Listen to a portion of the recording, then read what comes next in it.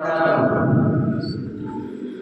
هذه الحفلة الكريمة وأساتذة الأعزاء وإخواني في الله، اليوم أريد أن ألقي أمامكم خطبة حول الموضوع المحدد الوقت والحياة.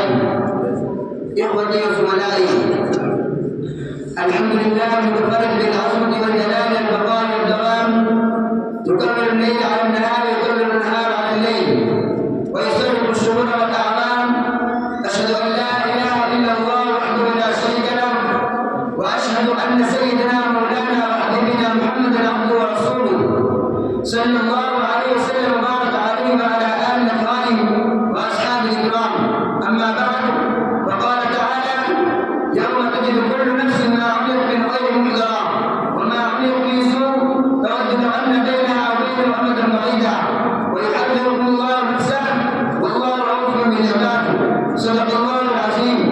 عباد الله، إن الوقت هو النعمة التي أعلى وأنفس وأكبر من كل شيء في هذا الوجود، وهو نعمة عظيمة أعطاها الله عباده ليبلوهم أيهم أحسن عملا وأكثر تزودا من آخرته، ويبلوهم أيهم أحسن عملا وأسوأ حالا من آخرته.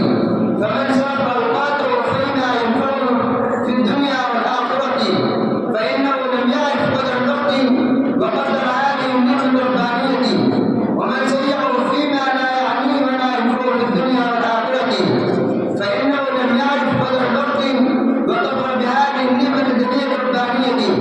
قال تعالى: يوم تجد كل نفس ما عملت من خير محضرا وما عملت من سوء تود أن بينها وبينه أمدا بعيدا ويحذركم الله نفسه والله رؤوف بالعباد.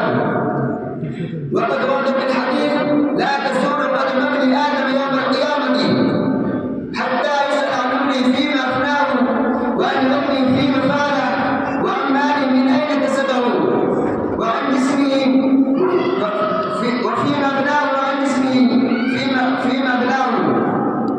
أيها الإخوة، إن الوقت إذا مضى لا يعود للإنسان مدة إلى قيام الساعة، ولكن ما بال هذا الإنسان فإنه لا يفكر كثيرا في المحافظة على الأموال والثروات، ولكن لا يفكر كثيرا في المحافظة على الأوقات.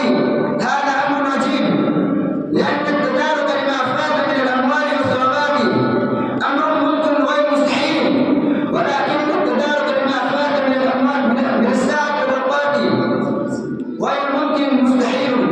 وقد أشار إلى ذلك النبي الكريم عليه الصلاة والسلام عن ابن عباس رضي الله عنهما قال: قال رسول الله صلى الله عليه وسلم: نعمتان مغبون فيهما كثير من الناس الصحة والفراغ.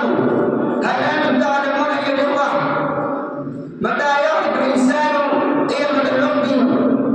فإنها لم يكن إذا أردتم جوابا فاقرؤوا. قال الله عز وجل في القرآن المجيد: حتى إذا جاء أحدهم قال رب ارجعوني لعلي أعمل صالحا فيما تركت كلا إنها كلمة وقائلها ومن ورائهم برزخ إلى يوم يبعثون. أكمل هذه الكلمات وآخر دعوانا الحمد لله رب العالمين. ما شاء الله. أرجو من إخواننا الطلبة أن تجلسوا بسكون وهدوء وتستمعوا إلى خطبة المساعدين. فالآن بغير تأخير أدعو الأخ محمد قايم